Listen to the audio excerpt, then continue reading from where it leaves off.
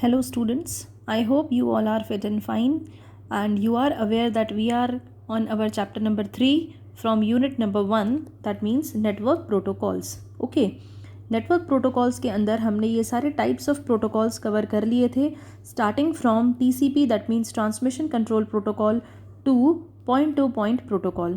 Okay, ये सारे protocols अपन ने cover कर लिए हैं. Now the next topic which we have is remote access software. Okay, point two point protocol तक जब हमने कंप्लीट किया उसके बाद जो नेक्स्ट हमारा टॉपिक स्टार्ट हो रहा है वो है remote access software and then next we have IP address, MAC address, okay, and domain name system. तो अब ये सारे टॉपिक्स अपन एक एक करके कवर करेंगे. All right, first we talk about remote access software.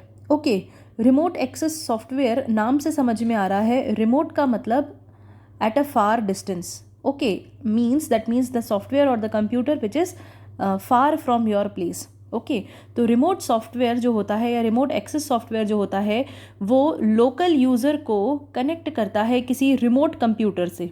Okay, मतलब ऐसा सॉफ्टवेयर जो किसी लोकल कंप्यूटर को किसी दूर पड़े हुए सिस्टम से या दूर रखे हुए रिमोट कंप्यूटर से या सर्वर से कनेक्ट करने में हेल्प करता है, उस सॉफ्टवेयर को बोलते हैं रिमोट एक्सेस सॉफ्टवेयर. ये जो सॉफ्टवेयर है दो कंप्यूटर्स के बीच में कनेक्टिविटी प्रोवाइड करता है, दो से ज़्यादा कंप्यूटर्स के बीच में कनेक्टिविटी प्रोवाइड करता है. ओके, जो कि अलग अलग नेटवर्क्स पे पड़े हुए हैं और जोग्राफिकल डिस्टेंस से सेपरेट हुए हैं. इनका जो बेस्ट एग्जाम्पल है इस तरह के जो सॉफ्टवेयर का वो है TeamViewer. Okay, TeamViewer एक एप्लीकेशन है which is used to access the remote computers with proper desktop sharing, presentations, online meetings, training sessions and the team work and collaboration. Okay, why it is needed, क्यों ज़रूरत है इसकी? अगर आपको live meetings करनी है, अपने डेस्कटॉप को शेयर करना है, जैसे कि मैंने बोला, तो दो जो डेस्कटॉप्स हैं या दो जो लैपटॉप्स हैं वो अलग अलग जगह पे हैं. ओके, आजकल आप बहुत अच्छे से जानते हैं कि लोगों का ऑनलाइन वर्क चल रहा है, वर्क फ्रॉम होम चल रहा है, लोग ऑफिस में नहीं जा रहे हैं. ओके, तो दो स्क्रीन्स को आपस में अगर शेयर करना है मीटिंग्स के दौरान, ओके, या कोलैबोरेट करना है तो हम क्या यूज़ करेंगे, इस तरह के किसी भी सॉफ्टवेयर को यूज़ करेंगे जो कि रिमोट कंप्यूटर को भी एक्सेस कर पाए. ओके, तो जो नीड है वो क्या है, real time collaboration tools, remote computer monitoring and controlling, live meetings and desktop sharing. Okay, so I hope this topic is clear to you what is a remote access software. All right, next है MAC address, MAC, MAC address. Okay, media access control. Computer networking में MAC address एक unique identification या unique identifier number होता है जो कि assign किया जाता है कंप्यूटर अडेप्टर्स को. नेटवर्क के अंदर जो अडेप्टर्स होते हैं, ओके, या जो इंटरफेस कार्ड्स होते हैं, नेटवर्क इंटरफेस कार्ड आपने सुना होगा, NIC, जिसके थ्रू हम इंटरनेट को यूज़ कर पाते हैं. तो ये जो नंबर्स होते हैं इन कार्ड्स को या अडेप्टर्स को असाइन किए जाते हैं और उसी एड्रेस को हम बोलते हैं, उसी नंबर को हम बोलते हैं मैक एड्रेस या मीडिया एक्सेस कंट्रोल. ओके, ये जो नंबर है ये जो मैन्युफैक्चरर होता है वही प्रोवाइड करता है. ओके, एग्जाम्पल के तौर पे हम देख सकते हैं कि ये जो नंबर है वो 6 बाइट्स का हो सकता है. 6 बाइट्स मतलब 48 बिट्स होंगी उसके अंदर. ओके, और वो एक 12 डिजिट नंबर होगा. तो उसके 3 फॉर्मेट हो सकते हैं, MM, SS. ओके, या तो ये फॉर्मेट फॉलो करेगा या सेम फॉर्मेट बट कोलन की जगह डैश आ जाएगा, इसमें एक हाइफन आ जाएगा. ओके, या फिर MM एक साथ, देन MM, देन SSS, इस तरीके से. ओके, अब ये जो है फॉर्मेट है, इनमें डिजिट्स जो हैं इनका मतलब क्या है, जो लेफ्ट मोस्ट 6 डिजिट्स होंगे. ओके, मतलब ये पार्ट है, इसका मतलब होता है प्रीफिक्स. मतलब ये क्या इंडिकेट करता है, मैन्युफैक्चरर का नाम. ओके, कौन सा मैन्युफैक्चरर है, ओके, उस मैन्युफैक्चरर का नेम इंडिकेट करता है. लास्ट के जो 3 नंबर्स होते हैं, यानी ये जो पेयर्स में जो नंबर्स हैं, ओके, यानी 6 नंबर्स हो गए, ये 3 नंबर्स इन पेयर मतलब 6 नंबर्स. ये कौन देता है, मैन्युफैक्चरर देता है. ये नंबर जो होता है वो कार्ड का नंबर होता है. ओके, NIC कार्ड का या अडेप्टर का नंबर होता है, जबकि पहले वाले जो स्टार्टिंग के 3 हैं वो मैन्युफैक्चरर का आइडेंटिफिकेशन है, मैन्युफैक्चरर का नेम होगा. ये रहा MAC address. Okay, so I hope MAC address आपको समझ में आया. नेक्स्ट जो हमारा टॉपिक है that is IP address. IP address आप सब ने बहुत कॉमनली ये वर्ड यूज़ किया है या सुना भी है। ओके, एक्चुअल में इसका मतलब क्या होता है? हर एक कंप्यूटर जो कि इंटरनेट के साथ कनेक्ट होता है तो उसका एक आईपी एड्रेस होता है। ओके, मतलब जो भी कंप्यूटर इंटरनेट के साथ कनेक्टेड है मतलब उसका कुछ ना कुछ आईपी एड्रेस होगा, इंटरनेट प्रोटोकॉल एड्रेस होगा।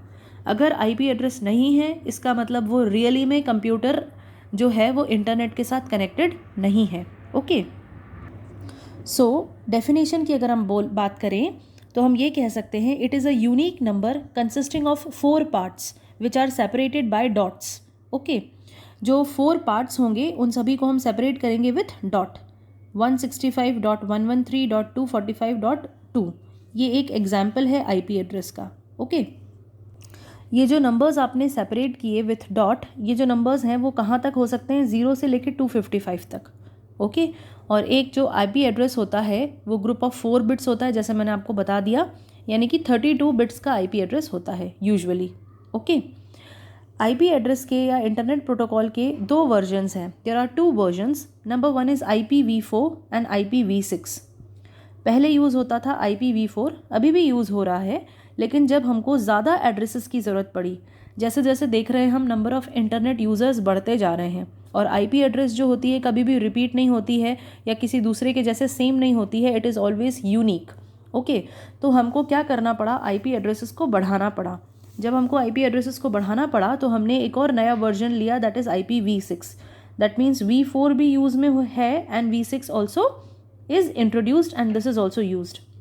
ओके, IPv4 जो है इसके अंदर जो एड्रेसेस थे वो 32 बिट लॉन्ग थे, लेकिन IPv6 के अंदर अब जो एड्रेसेस आए हैं वो 128 बिट लॉन्ग आए हैं। ओके, दोनों में डिफरेंस क्या है? ये बाइनरी नंबर्स के कॉम्बिनेशन के साथ बना हुआ है, ठीक है, जो कि रूटिंग का काम करता है। ये भी बाइनरी एड्रेसेस का है, ये भी रूटिंग का काम करता है, लेकिन इसके अंदर जो ऑटोमेटिक कन्फिग्रेशन होता है वो कैपेबिलिटीज़ बढ़ गई ऑब्वियसली, क्योंकि ये नया वर्जन है। इसमें जो एड्रेसेस हैं, नंबर ऑफ़ एड्रेसेस जो कि अवेलेबल थे वो बहुत ज़्यादा है। ओके, नेक्स्ट, ये 32 बिट का है, ये 128 बिट का है, ऑलरेडी एक्सप्लेन्ड। ओके, इसका जो एग्जाम्पल है आप देख सकते हैं 1 2 3 4। ओके, 4 नंबर्स का कॉम्बिनेशन है, जैसे कि मैंने आपको बताया 4 बाइट्स का कॉम्बिनेशन।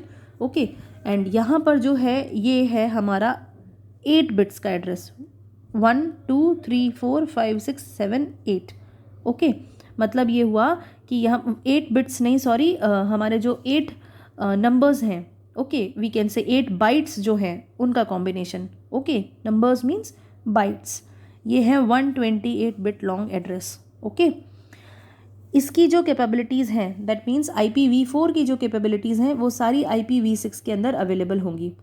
ओके, मतलब जिस सर्वर में हम IPv6 को एक्सेस कर पा रहे हैं उस सर्वर के अंदर IPv4 एड्रेसेस को भी हम इजीली एक्सेस कर सकते हैं, राइट?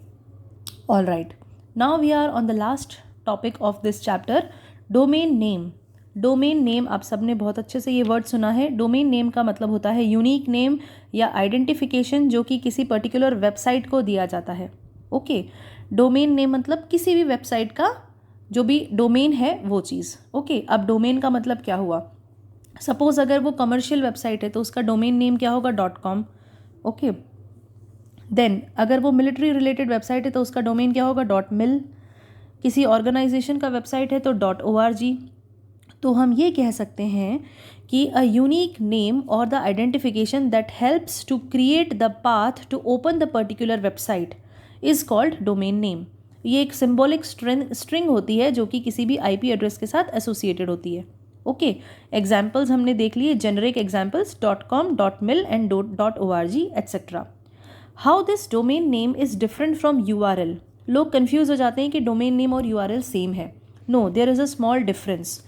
URL का मतलब होता है वेबसाइट का नाम, इसके अंदर वेबसाइट का नाम इंक्लूडेड रहता है, मतलब ये भी एक यूनिक स्ट्रिंग होती है जो कि कंटेन करती है वेबसाइट का name plus specific HTML page.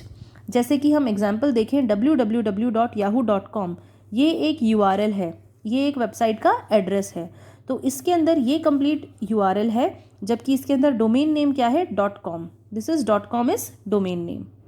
Okay, domain name system का मतलब क्या होता है? Now when we talk about domain name system, it translates the domain name and the host name into IP address. Domain name system का काम क्या है? IP address में बदलना, किसको? इंटरनेट डोमेन को, है ना, या फिर वाइस वर्सा, उल्टा करना, आईपी एड्रेसेस को डोमेन नेम में इंटरनेट डोमेन में, या इंटरनेट डोमेन को आईपी एड्रेस में बदलने का काम कौन करता है? Domain name system. जो डोमेन नेम सिस्टम होता है वो नेम्स को ऑटोमेटिकली चेंज करता है। ओके, जैसे ही हमने वेब ब्राउज़र में कोई भी यूआरएल डाला तो ऑटोमेटिकली उसको आईपी एड्रेस में बदलने का काम कौन करेगा? Domain name system. Okay, domain name system के अंदर 3 पार्ट्स होते हैं, 3 चीज़ें होती हैं, domain name space and domain name server. Okay, domain name मैंने आपको बता दिया क्या होता है। डोमेन नेम स्पेस अभी देख लेते हैं। डोमेन नेम स्पेस का मतलब होता है हायरार्की या ट्री स्ट्रक्चर या ट्री फॉर्म या naming structure, internet naming structure. इसके करीब 0 से लेके 127 लेवल्स हो सकते हैं। ओके, ये जो है वो ट्री स्ट्रक्चर फॉलो करता है डोमेन नेम्स का। मतलब क्या हुआ कि रूट पे एक डोमेन होगा, रूट लेवल पे, एंड देन फिर उसके ब्रांचेस निकलेंगे। ओके, जैसे कि हम यहाँ एग्जाम्पल में देख सकते हैं, सपोज यहाँ रूट पे हमारा कोई पर्टिकुलर डोमेन है। ओके, अब उसमें से हमने जो ब्रांचेस लिए वो कौन सा? एक डोमेन हो गया .com, एक हो गया .mil।